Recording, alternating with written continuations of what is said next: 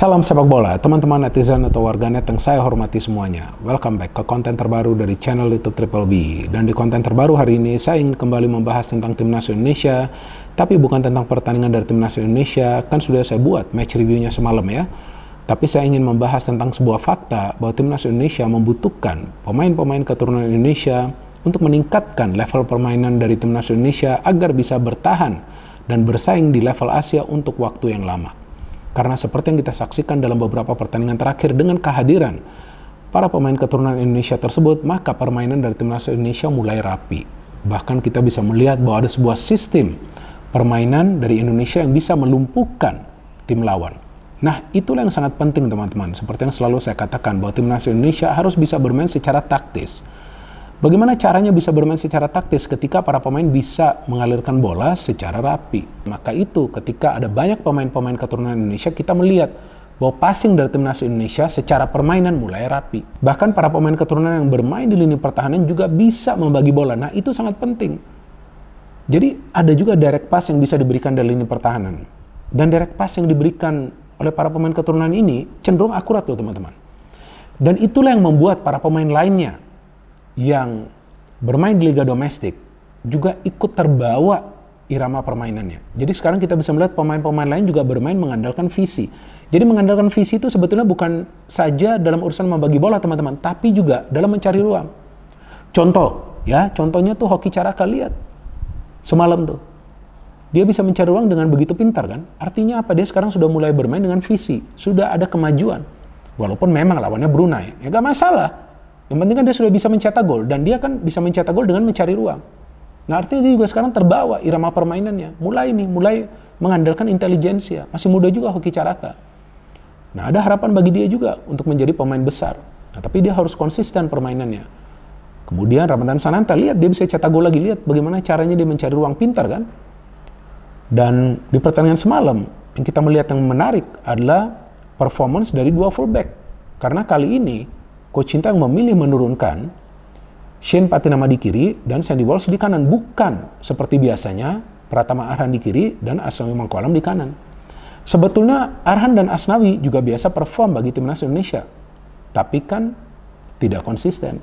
Nah, sekarang ini kita melihat dua pemain keturunan yang bermain di pertandingan semalam. Nah, permainannya lebih rapi. Mereka bisa mengandalkan passing-passing yang akurat, mereka bisa memberikan umpan-umpan kunci terakhir yang sukses, mereka juga bisa create chances, dan mereka juga bisa mencari ruang di area pertahanan tim lawan. Memang lawannya Brunei. Brunei kita tahulah adalah salah satu tim underdog di ASEAN. Tapi kan yang saya fokus adalah ke cara bermain. Bukan pada kekuatan tim lawan atau pada skor akhir, tapi cara bermain. Nah, cara bermain ini beda banget nih. Sandy dan juga Shane, beda-beda sekali. Mereka tenang banget dalam mengalirkan bola. Nah, artinya ketika fullback itu bisa berperan sebagai wingback, di sanalah kita melihat jumlah peluang akan lebih banyak lagi. Dan faktanya kan seperti itu. Di leg kedua ini, jumlah peluang dari Indonesia jauh lebih banyak daripada di leg pertama. Jadi bukan saja kakinya yang jalan, tapi otaknya juga aktif. Nah, sekarang ini yang bagusnya ada kompetisi nih. Ada persaingan nih di Timnas Indonesia untuk pemain-pemain yang ingin masuk ke starting lineup. Karena sekarang di posisi dua fullback, juga belum tentu Arhan dan Asnawi akan dipilih sebagai starter. Belum tentu. Saya bukan mengatakan nggak mungkin, tapi belum tentu. Artinya mereka juga harus perform. Sama juga bagi Sandy dan juga Shane. Mereka nanti di pertandingan selanjutnya jika diberikan kepercayaan lagi oleh Coach Sintayong harus perform juga. Kalau nggak, seperti yang saya selalu katakan bahwa Coach Sintayong ini adalah pelatih yang 110% profesional. Jika ada pemain yang tidak perform, dia akan tarik keluar. Jika diberikan kesempatan lagi dan tidak perform, dia akan menaruhnya di bangku cadangan dulu.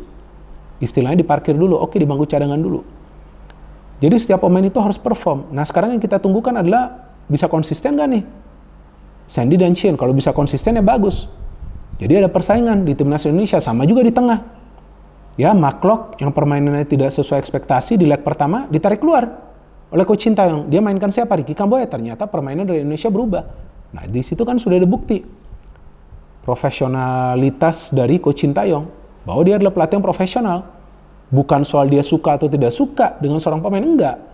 Semua yang dia lakukan itu demi kemajuan dari Timnas Indonesia karena dia ingin memajukan sepak bola Indonesia. dengan membuat timnas Indonesia itu bermain secara rapi, dengan membuat para pemain itu bermain mengandalkan intelijensia, bermain mengandalkan visi permainan.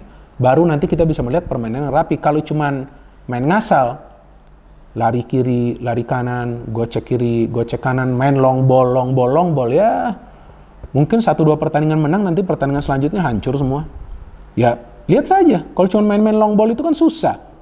Emangnya gimana caranya bisa menciptakan banyak peluang dengan long ball? Gak bisa, mainnya tuh harus pakai sistem. Nah, para pemain keturunan ini yang bisa membantu membentuk sistem permainan bagi timnas Indonesia. Dan sekarang kan sudah ada banyak pemain-pemain keturunan.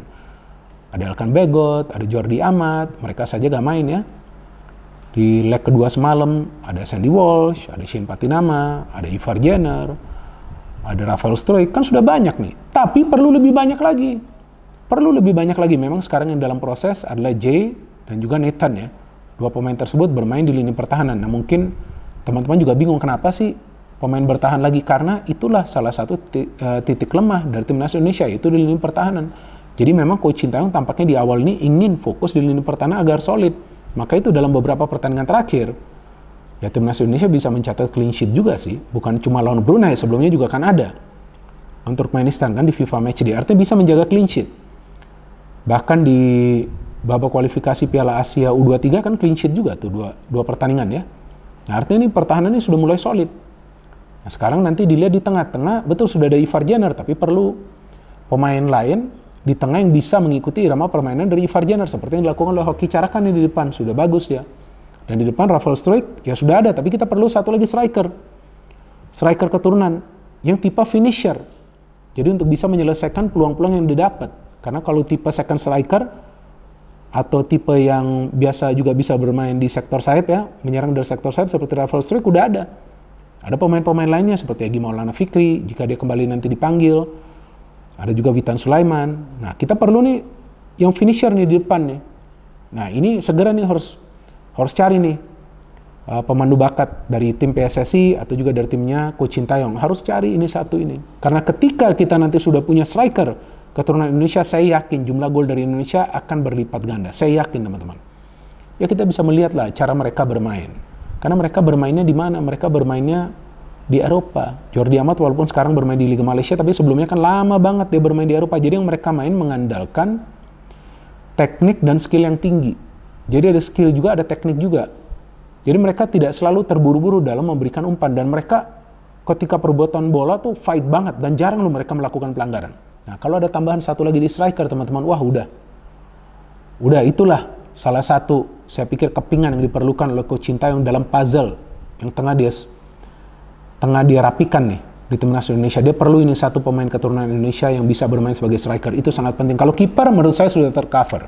Dan memang sih banyak yang pro dan sedikit yang kontra tentang para pemain keturunan Indonesia ini yang mulai membela timnas Indonesia. Kalau yang pro ya memang pemikiran mereka nih adalah untuk kemajuan dari timnas Indonesia. Artinya selama mereka punya keturunan Indonesia, selama mereka punya darah Indonesia gak masalah.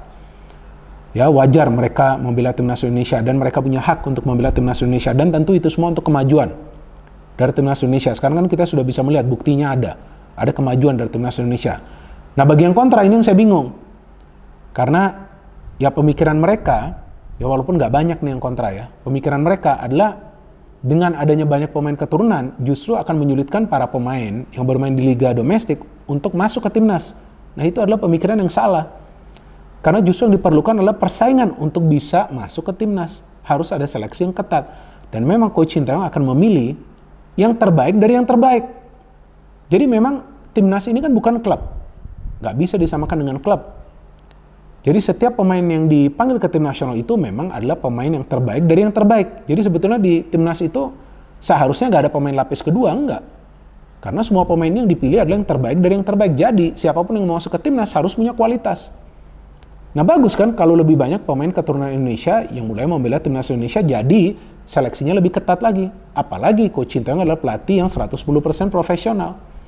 Dia akan menyeleksi pemain-pemain sesuai dengan kemampuan mereka, sesuai dengan potensi mereka untuk mengikuti taktik permainan yang akan dia terapkan. Dan hebatnya Coach Sintayong, dia selalu mengubah taktik, dia selalu mengubah formasi. Tapi para pemain bagusnya selama ini atau sejauh ini masih bisa mengikuti taktik permainan dari Coach Sintayong. Dan bagusnya kehadiran para pemain keturunan Indonesia ini juga memberikan ilmu-ilmu mereka kepada para pemain lainnya. Sehingga kita melihat banyak pemain-pemain yang bermain di Liga 1 sekarang bisa improve permainannya bagi timnas Indonesia. Mereka juga bermainnya sekarang mulai bagus. Nah, jadi ini kan enak nih, persaingannya lebih terbuka nih sekarang di timnas Indonesia. Jadi nggak ada pemain yang akan pasti mendapatkan tempat, enggak, harus bisa perform. Dan menariknya Coach Sintayong tuh mengatakan loh bahwa Ramadhan Sananta ini belum fit untuk bermain selama 90 menit. Artinya dari segi fisik dan staminanya, kalau nggak salah seperti itu ya. Ini kan hebat nih, dia bisa tahu seperti itu.